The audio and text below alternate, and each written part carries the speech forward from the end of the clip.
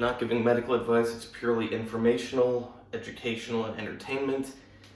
Um, but I randomly decided to ask someone that I kind of know a little bit. It's not my friend, just someone I've met, how their bicep was doing, because they tore their chest, got surgery, got it repaired, at least that's what doctors would like to say, and then started to rehab, and their bicep tore off.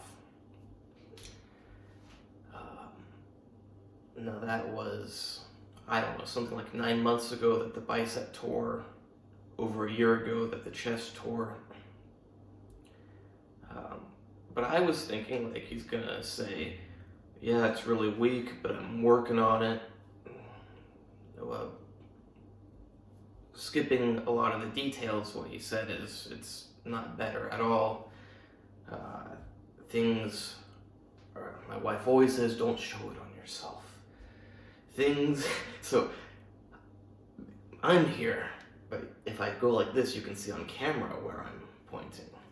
So things in this area of body, chest area, and arm and bicep area just aren't right. His opinion, which I value more than doctors' opinions, is that the doctors screwed up and they either know what they did wrong and they don't want to say, or they don't know what they did wrong. No, I would say that those are equally as likely, because you got pretty much two main categories of doctors. You got the liars that are scam artists, and you got the idiots. The idiots often have good intentions, but they're idiots. They don't know what they're doing. The scam artists, it's not really relevant. I mean, if they're really intelligent and they do a good job, who cares? But they're scam artists and they don't tend to value doing a good job. They just do something and, like, I don't know if they're so screwed up in the head that they really think they just deserve people to give them money regardless of what they do, or if they just, I don't know how they think. But yeah, there's the scam artists that are like psychopaths, and there's the good intentioned stupid people. Sadly, regardless of which option you get, things don't go well. And then there's like 1% or 0.1 or 0.01% of doctors that are intelligent and not scam artists. So sadly, he is of the opinion that they messed up one way or another, and that was with his first surgery. He got another surgery for his bicep, not better. And I mentioned it to my wife, just because, like, she's in medical school, she's interested in medicine, and when you learn about surgeries and stuff, even if you watch them, and this kind of relates back to my last video about the weird mindset that medical people have and how they actually have very little medical knowledge and very little medical experience. So people that work as doctors do surgeries, and if they reconnect something to somewhere and close the person up and send the person home, they consider it successful. They're oftentimes really ignorant enough that they think that is a success. They don't follow up with the people. They don't know how it really works out. Now, of course, some people come back and complain. Hopefully that can sink into their minds and make them realize they're not doing a good job. But yeah, there's a difference between connecting some things and actual success. Actual success is when, after you connect some random things, the person can actually go back to living their life the way they did before.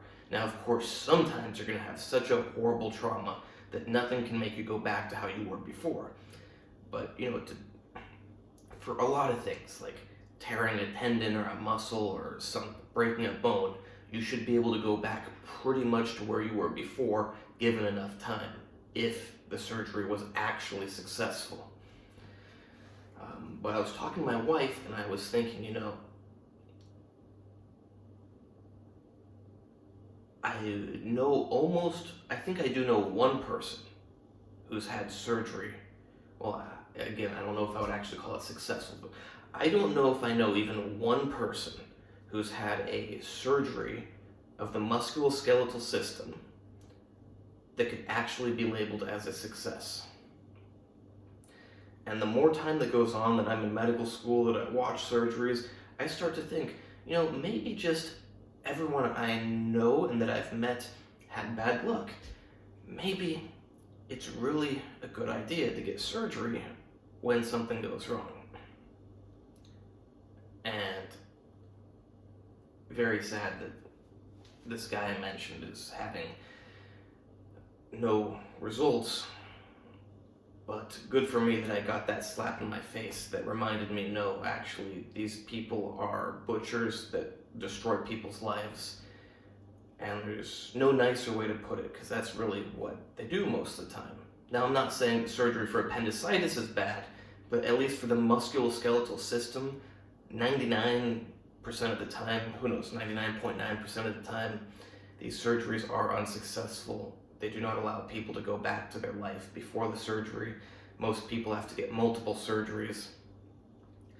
And I am so glad that I never got surgery, because doctors argued that some doctors actually argued that despite the evidence, like on the MRI, on the X-rays, it was mostly the MRI one, but despite the evidence that I tore a ligament, I actually had some doctors tell me, well, we see the spot right here, but you're 16 years old, and it doesn't happen for 16-year-olds. It happens for 40-year-olds, but you're 16, so that sounds unbelievable, but that's actually what happened. Multiple doctors actually saw on MRI that I tore my coracoacromial ligament.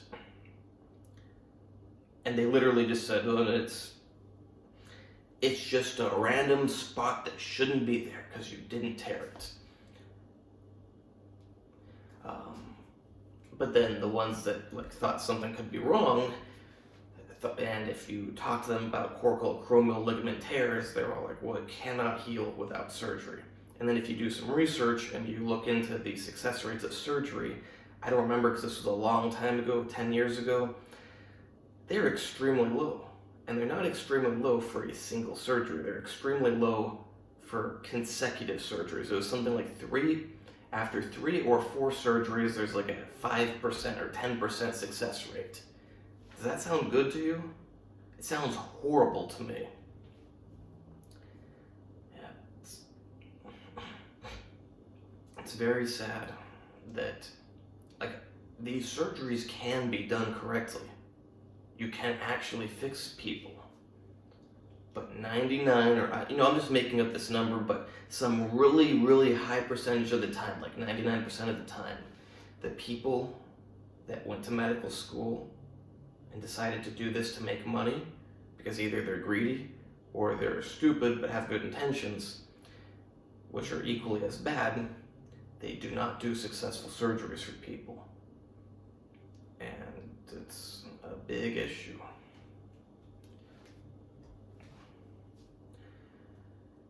So what can you do, considering that? Now, of course, you've probably watched your favorite YouTube star tear a bicep or tear a pec, and they're right back at it like months later or a year later. And you may be thinking, see, people tear these things all the time and they're okay.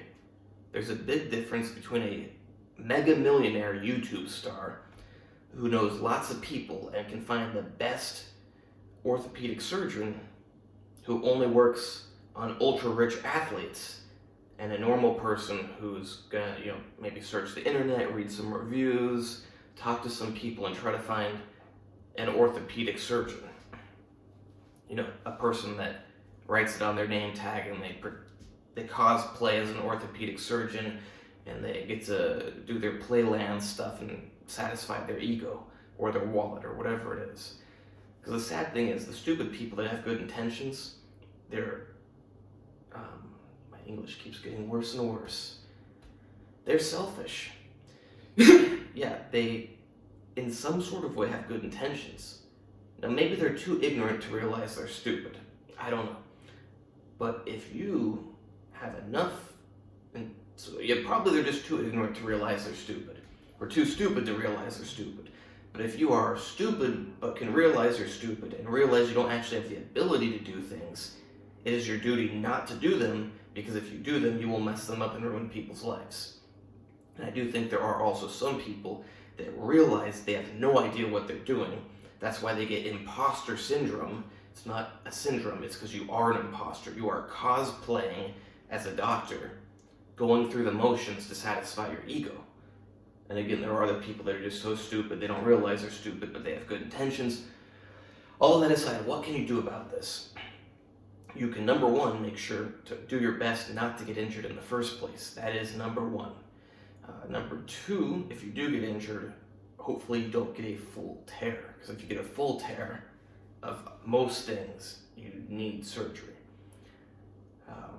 So if you get a partial tear, do your best to heal without surgery. I would never get surgery for a partial tear. Now, although for a partial tear, the surgery should be extremely straightforward, but given the fact that you've got con artists and morons, even straightforward things somehow get messed up. So yeah, partial tear, try to heal on your own, take as much special supplements as you can to get that healed, because it doesn't matter if you're not going to be natural or something anymore. What matters is that you have your life, that you can function, that your life is not completely screwed up because now you can't lift any weights or play sports or whatever. So forget about any social stigmas, take all the medications you can to heal. Because if you don't, that surgery has a very low chance of working. Now, there's another thing. If you do have to get surgery, and I should probably do this for myself, hopefully you can have found a good doctor before you ever need that surgery. An actual surgeon, not just someone cosplaying as a surgeon, not just a con artist pretending to be a surgeon.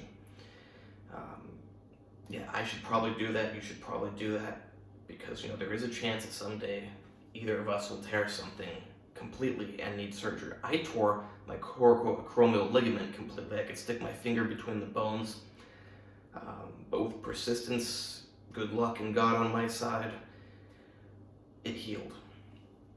I can no longer stick my finger between the bones, and my shoulder works, because it used to.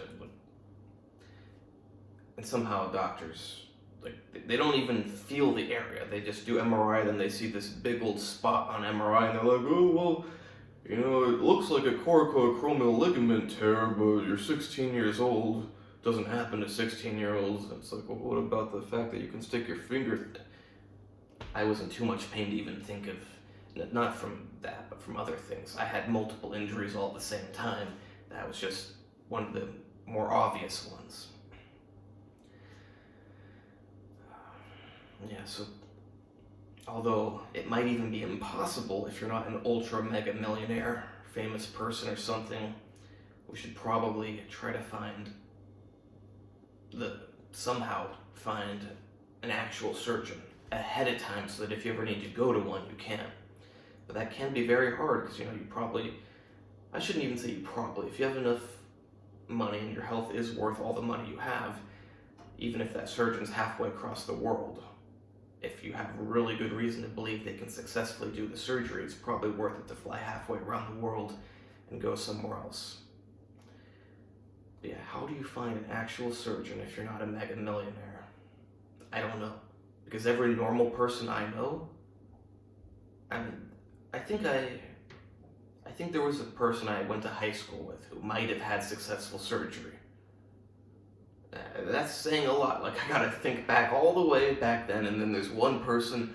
He had to get the surgery repeated. So it's only, I don't remember if he got it done 3 times, 4 times. I'm pretty sure at least 3. I remember in his Instagram he posted something about his third. I don't remember if it's ACL. Let's just say ACL. His third ACL surgery, and maybe it's because he tore it again. I don't know. If you want to consider that a possible success, then I might know a person who's had 3 or 4 ACL surgeries that might have sort of worked out. I don't know how much they worked out, but at least he tried after. So that, I probably even forget that. I don't really know anybody who's had successful surgery.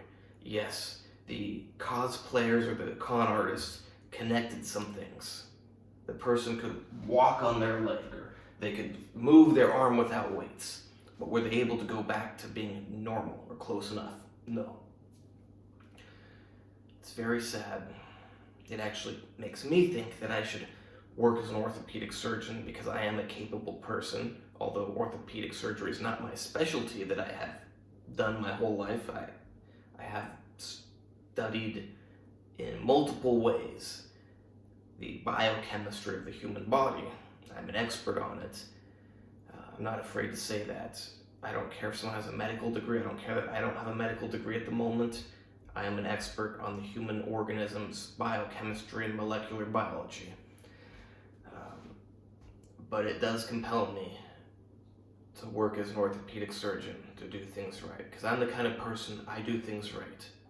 I don't know what it is. Maybe I'm just far more intelligent than other people. Probably that's what it is.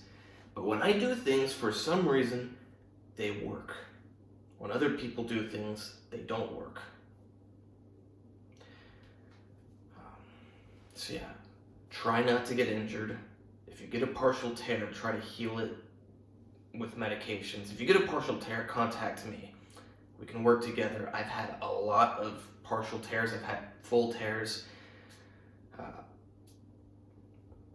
You do not want to get in a position where you have to get surgery, because it's probably not going to work. Hope you like this video. Please like, subscribe, and comment. Check out my other videos. Check out my new Instagram, Andre Hutch, AndreyHutch. And pray for the guy. I kind of know that somehow he'll be able to get back to working out, because, you know, if you're someone who is like me, possibly like you, where you can't even imagine life without being able to work out, it's really hard not to be able to work out. I had that for 4 years. It was very hard.